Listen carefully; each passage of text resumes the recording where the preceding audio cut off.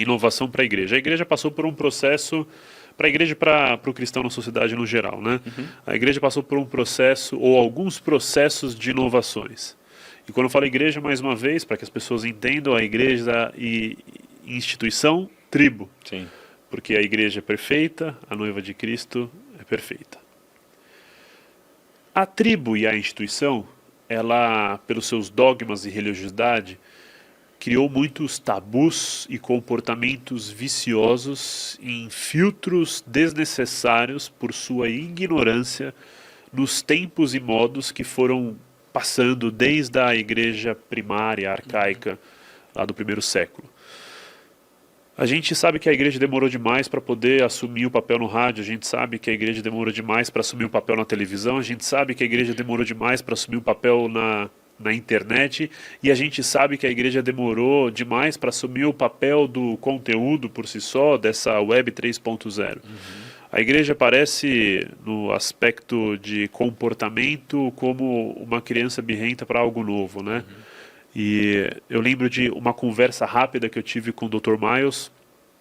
Eu tive a oportunidade de conversar 15 minutos com ele, e eu tinha Legal. que ter perguntas muito precisas ali, e uma delas foi: isso em 2014, a internet é do diabo?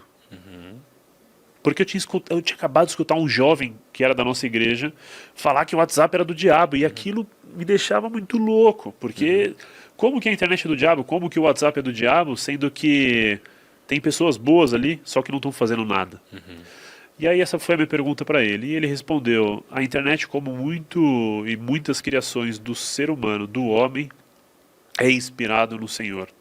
Toda a criação é inspirada no Senhor, através do Senhor. O problema é que Satanás toma posse antes, ele domina antes, ele faz a gestão disso antes. Então não é o que é criado que tem uma essência ruim, é o que eu faço com o que foi criado que determina de fato se minha essência é ruim. O WhatsApp pode ser algo que beneficie a igreja. A gente viu em pandemia a necessidade dos cultos ao vivo e a igreja assumindo seu papel na multimídia, ou abrindo o departamento de multimídia, e algumas assumindo de fato o papel espiritual desse lugar também de ministério multimídia. Com certeza. O grande ponto é pensando em inovação no geral, não especificamente só sobre multimídia e conteúdo. Qual é a grande problemática do cristão com isso? Por que cristão tem tanta dificuldade de falar de inovação e de falar de coisas que parece que são tabus, que eles querem carregar para o eterno e que não vão estar no eterno? Boa, é uma ótima pergunta, faz parte do nosso protagonismo. Eu acho que como igreja, por muito tempo, a gente vê isso na história também, preparamos bons funcionários, mas nem sempre bons empreendedores, líderes. Aí você tem o testemunho do funcionário simples sofredor, que é um cristão fantástico, e do patrão que talvez tem identidade, agenda dupla, e na liderança da empresa não é tão cristão assim, né? Histórias antigas, mas fruto de uma formação carente para a camada de empreendedorismo e a liderança de alguns aspectos até da sociedade do futuro dela. Então, quando a gente fala de transições, o ser humano, por natureza, antes de falar do ser humano cristão, tem a questão da preguiça mental, a nossa sinapse, o caminho neural no cérebro corre para constatações mais óbvias. O cérebro, para economizar energia, sempre vai para o caminho mais curto, né, inicialmente. Então esse já é um problema.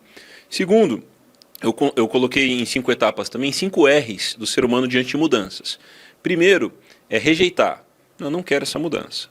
Segundo, é rotular. Não, é dar um nome pejorativo, tratar de uma forma para justificar o seu não envolvimento, porque a mudança está se aproximando mais. Então, rejeitar, rotular. Terceiro, reagir. Depois que a onda já quebrou, a mudança já aconteceu, algo tem que ser feito porque virou óbvio, né? Quarto, responder. Mudar enquanto a mudança está acontecendo. Então, ou seja, eu não inventei isso, eu não aderi no começo, mas eu estou respondendo enquanto a mudança está levantando voo, né? E o quinto tem a ver com revolucionar, que no contexto de igreja a gente também pode chamar de redimir, não é verdade?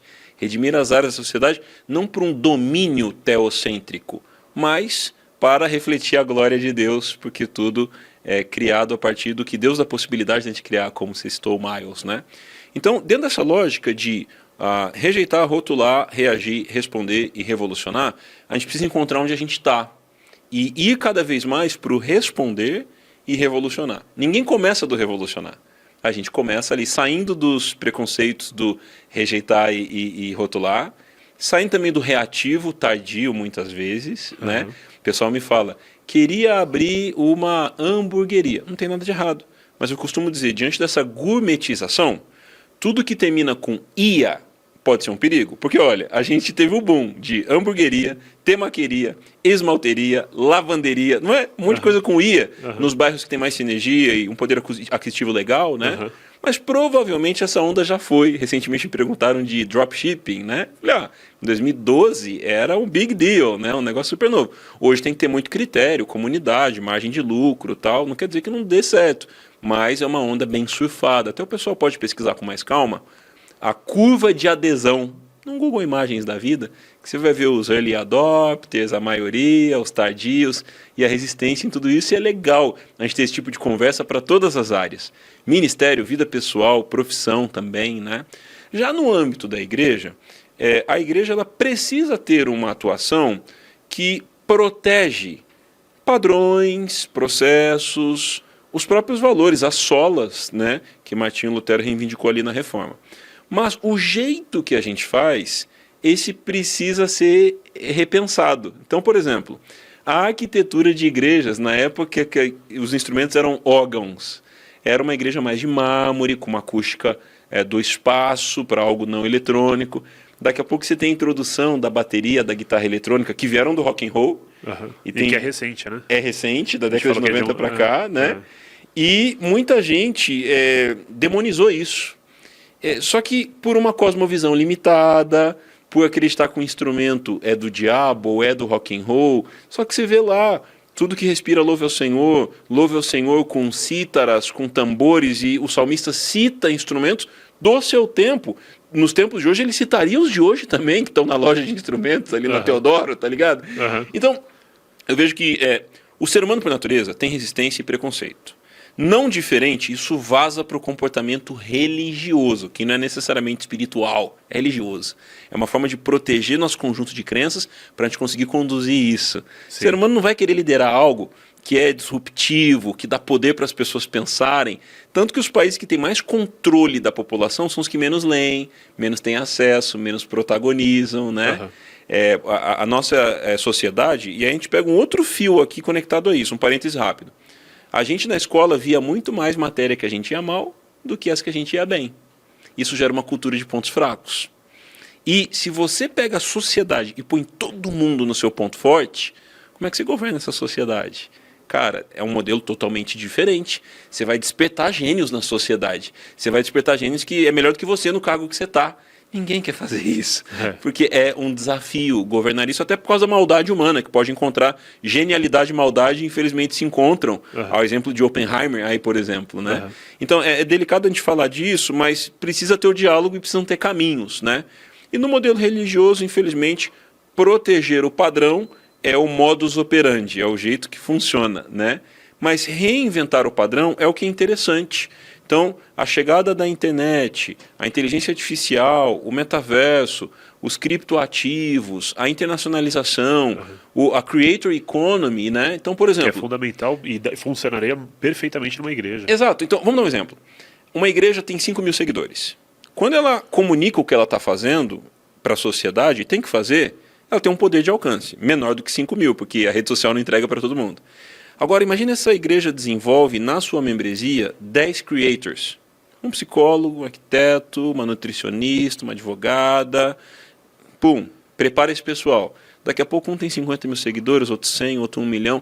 Quando esse pessoal contar na rede social deles o que a igreja deles, que formou eles para isso, está fazendo, cara, seu alcance é exponencial.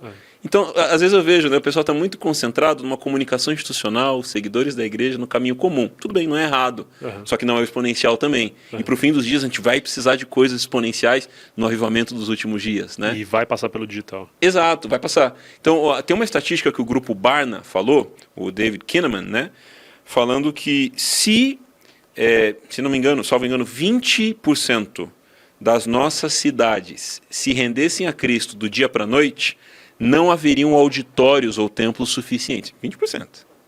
Então, no avivamento dos últimos dias, o que vai acontecer? Mais gente vai se render, ou todo joelho se dobrará, toda língua confessará, ou menos? Mais.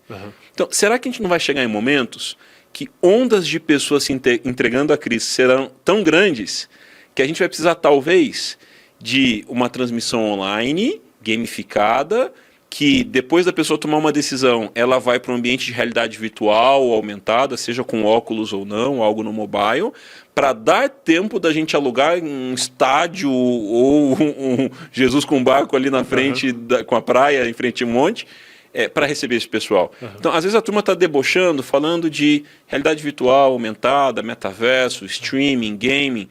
Mas, cara, pode ser que daqui a pouco a gente tenha um culto com 10 milhões de pessoas no Fortnite. Quem disse que isso não pode acontecer? Aliás, é uma das... que seria um pecado isso acontecer. Exato, seria pelo contrário, ultrajante, uma blasfêmia, né? Mas aí você vê... Culto com 10... Corte para o YouTube. Culto com 10 milhões de usuários no Fortnite. E querendo ou não, cara... Só para o religioso isso é um problema. E a tendência do religioso é ele ser um anticorpo de inovação. Eu recomendo o pessoal ler o livro Organizações Exponenciais. Muito bom. Do Salim Ismail, né? Ex-Yahoo e cofundador da Singularity University, lá, uma junção de Google e NASA no Vale do Silício. Ele fala que toda organização tem anticorpos de inovação, que é a turma que poda coisas que podem atrapalhar a organização, só que acaba podando a inovação também. Então, a gente precisa saber lidar com os anticorpos, de repente, brifar e orientar os anticorpos, do tipo, calma, a gente vai testar coisas novas. Fica tranquilo aí que não vai prejudicar o corpo. Exato, porque a primeira matéria-prima da inovação é o fracasso. Você testa, erra, aprende e aí você faz de novo com empatia, com essa ouvidoria, essa escuta ativa. E errar não é sinônimo de pecado, né? Exato. Necessariamente no âmbito da inovação. Exato. Não estou falando do âmbito do que é certo, o que é errado, o que é dos céus e do reino das trevas, né? Exato. Eu estou lendo um livro chamado Cultura da Experimentação, que é sensacional. Que legal. E tem um dado que me fascinou, que é a maioria dos especialistas das grandes big techs erram mais de 90% os seus insights a partir de dados. Uau. Ou seja, mesmo com muitos dados, as muitas ideias que nós temos não vão dar certo. Mas a tentativa que eu tenho em excesso vai me trazer o sucesso. Sim. Porque quando eu encontrar o que é certo, isso vai ser escalado e vai, com certeza, superar todos os pequenos erros que nós encontramos no meio do caminho. Uau. Essa é uma grande realidade para a igreja, né? De fato, jamais teria nascido, por exemplo, o Positivamente dentro da minha igreja local.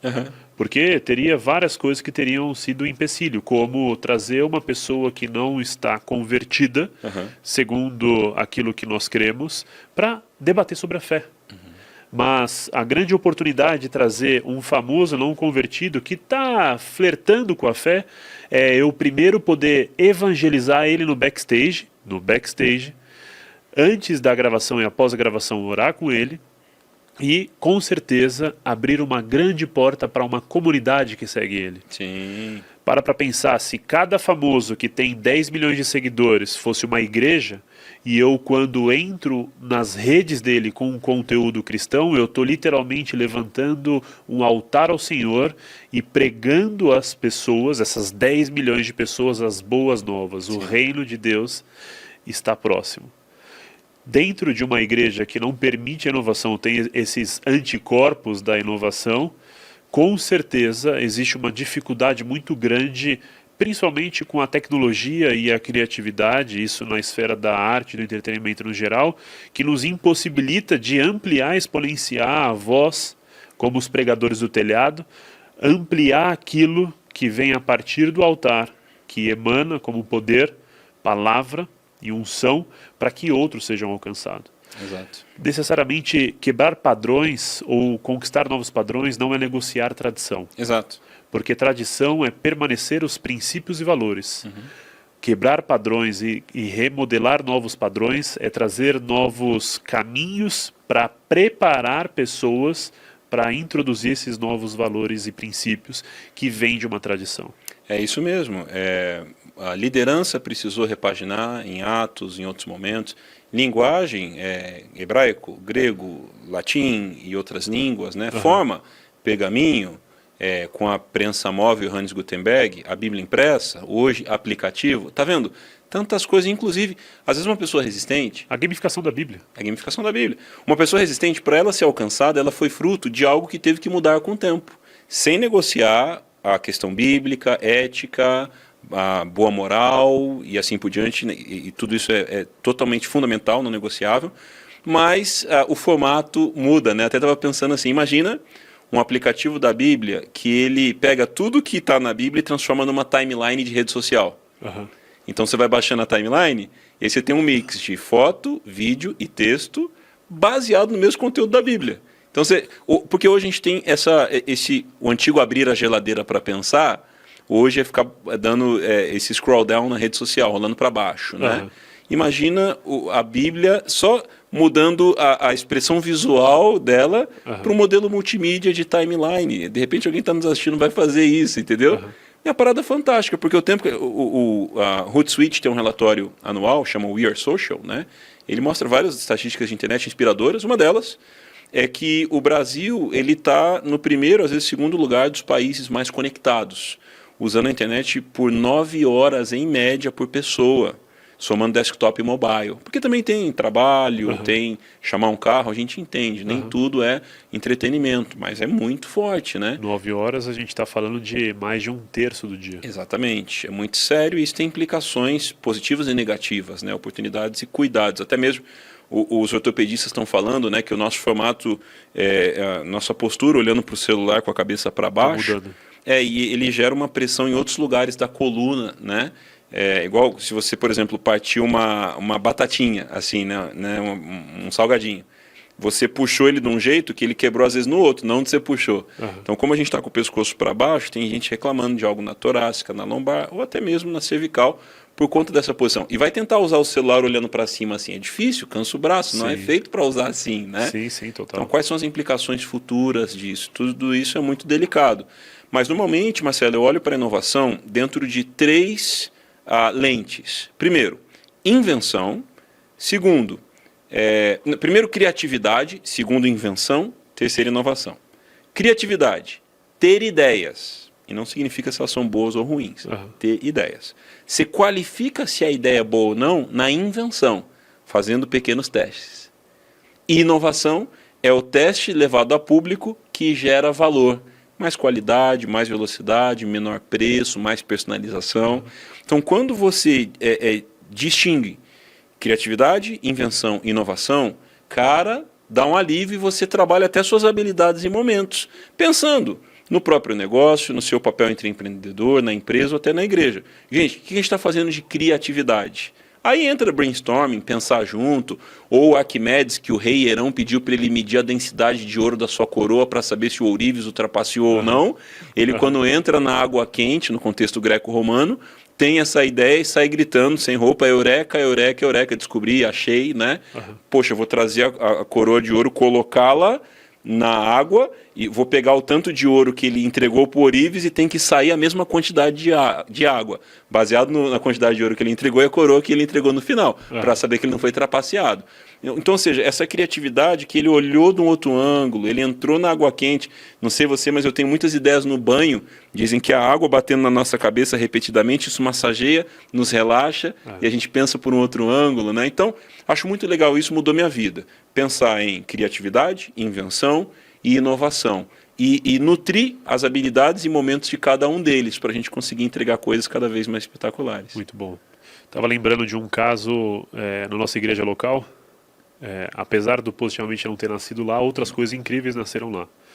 A gente estruturou a multimídia em meio à pandemia, né? Apesar de trabalhar já desde os meus 14 anos aí com produção de conteúdo e um pouco mais de 12 anos no digital, eu aceitei o desafio. Na realidade, eu me coloquei o desafio. Cheguei para os pastores e falei, olha, pastor Bispo Renato, Bispo Paulo, falei, olha, eu gostaria muito de fazer a multimídia aqui.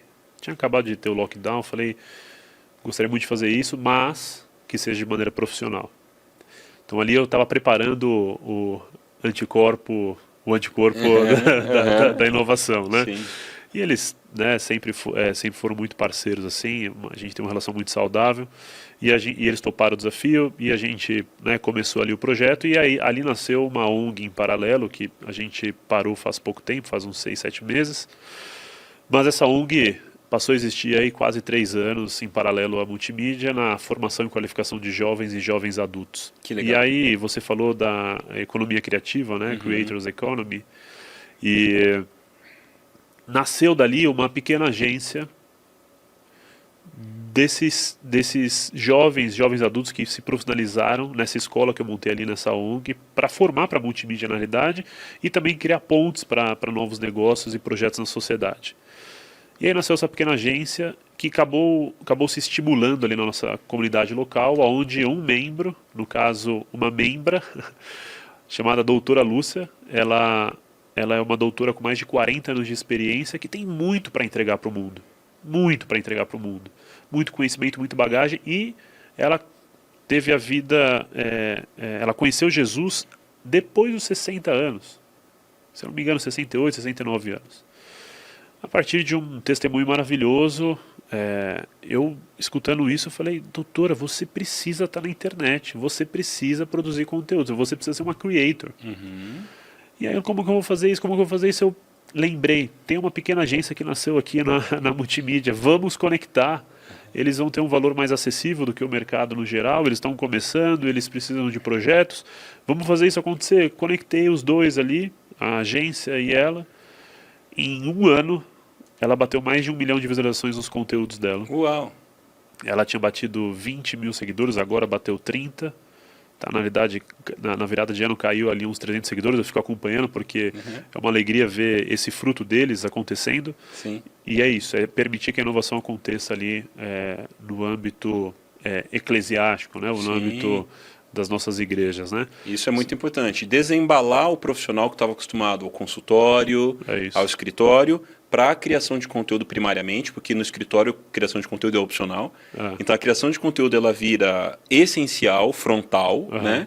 E eu estou vendo até um amigo de Santo André, tem uma agência, chama Coruja, o Rafael está fazendo o seguinte, ele leva o expert, o especialista, para o ambiente de podcast, mensalmente, grava por mais de 1 hora ali, da gravação do podcast, ele faz recortes de reels, de carrossel, de e-book.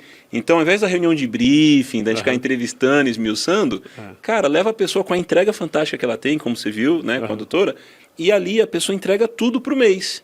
E uma equipe, até a inteligência artificial hoje, faz esses recortes, legenda, de repente você pode fazer um trabalho com imagens, a pessoa citou algo, você entra com essa imagem off ali também, então aqui a gente está falando para abençoar quem está assistindo mesmo. E esse é um modelo que a transição econômica que a gente precisa viver vem daí. Do pessoal sair da rotina comum do consultório, do padrão, até porque eu vejo isso com médicos. O pessoal está cansado de consulta, plantão e cirurgia. Até porque eles são PJ e eles têm recebíveis muitas vezes lá na frente, não é imediato. Então médicos estão se tornando investidores anjo, estão criando aqueles coworkings de consultórios. O próprio doutor consulta, o Tomás, é filho de um médico, né? Então, olha que interessante, medicina mais creator economy, o que isso vira, né? A gente pode fazer essa reflexão, Marcelo, com muitas profissões. Contabilidade com inteligência artificial, a blockchain com jurídico, sabe? Você pega uma profissão tradicional e você combina ela com uma tendência, uma nova tecnologia, isso provavelmente vai gerar uma atuação inovadora. Total, com certeza. Muito bom. Muito bom. Legal. Eu gostaria de aprofundar mais, né? Porque é um tema que eu amo falar e amo viver, né? Até porque as mentorias que eu tenho dado, eu tenho levado parte disso, né? Principalmente tornar a empresa creators, né? Eu tava brincando com o pessoal aqui do lado do nosso estúdio, tem uma outra empresa que eu faço mentoria também, e aí eu tava brincando com todos ali porque a empresa virou creator, né? Legal. Desde do RH a CEO, todo mundo agora participa da criação de conteúdo e vira algo que é gostoso até, né? Porque cria sinergia com o time, isso gera uma conexão com o mundo lá de fora, né? É verdade. E, enfim, é muito gostoso, né? Muito bom. E isso acontece muito, você colocou esse ponto estratégico, aí fica de dica, né? Para explicar um pouquinho mais do que ele citou aqui, de produzir um conteúdo específico e derivar, né, a partir dele. Isso é uma estratégia básica para você deixar o seu tempo mais efetivo. Verdade. Eu chamo isso de produção enxuta, né? Vem do conceito de Lean Startups, né? Isso. Então, esse podcast, por exemplo, aqui, de 4 episódios, 4 partes, por exemplo, cada parte pode gerar não só os cortes, os Reels para Instagram, TikTok, Quai, como também os cortes para YouTube, e a partir deles a gente pode fazer, a partir de uma fala, de uma ideia, um carrossel específico, onde você vai abordar mais aquele assunto, até porque se esse Reels viraliza, quem acessar o seu perfil vai consumir um conteúdo mais aprofundado, mais qualificado. Então, em 2 horas de conversa, nós temos 4 partes de 30 minutos, cada parte de 30 minutos tem pelo menos uns 7, 8 Reels durante a semana, mais uns 3 cortes durante a semana, fora os conteúdos que vão orbitar essa geração de conteúdo. Em um dia de gravação, você tem aí talvez 3 meses, 4 meses. Inclusive, o backstage está sendo feito em 1 mês para 1 ano. Uau! Não, agora você não só deu aula, como você fez o backstage do backstage. Literalmente, o backstage é 1 mês para 1 ano. Que coisa boa. E eu vejo muito nessa linha do que você está falando, isso dá liberdade econômica para as pessoas. Total, sabe? total. Por trás dessa história que a gente está falando, tem um pai de família, tem uma mãe, tem uma pessoa que talvez por causa da idade não está sendo tão bem vista pelo mercado, infelizmente tem esse etarismo aí fora. Você tem uma pessoa que está com dificuldade de primeiro emprego, você tem alguém que tem um coração missionário, mas que não está conseguindo ali uma remuneração. E, de repente, Deus está deixando isso acontecer desse jeito para a pessoa desenvolver esse lado empreendedor. Eu vi histórias no Oriente Médio, o pessoal entrando para pregar o evangelho através da profissão. Então, alguém abre um restaurante, o pessoal vai para trabalhar de verdade, não é uma profissão fantasma, e também vão evangelizando os amigos, fazendo, é o jeito que dá, porque de uma maneira formal não dá. E é até interessante o que você falou, de repente alguém que está nos vendo tem um ambiente de igreja que não é tão fluido de inovação como a gente está falando. Só que eu percebo que, enquanto Deus não permite a gente fazer o que a gente está enxergando, ele vai aperfeiçoar em nós o que ele já enxergou. Então, nem toda inovação ela vai a mercado de primeira. Às vezes a pessoa tem uma transição a fazer no trabalho, ou uma atenção específica na família, ou um aval no ambiente da igreja. Quando isso vem de primeira é ótimo, só que Deus nos trabalha e nos enraiza. Tem um livro muito bom, inclusive, do Benny Liebscher, chama Enraizado, fala desses solos. Quando a gente ouve não para algo que a gente está empolgado em fazer, isso pode ser parte do tratar de Deus para nos amadurecer, para sermos pessoas mais profundas, persistentes.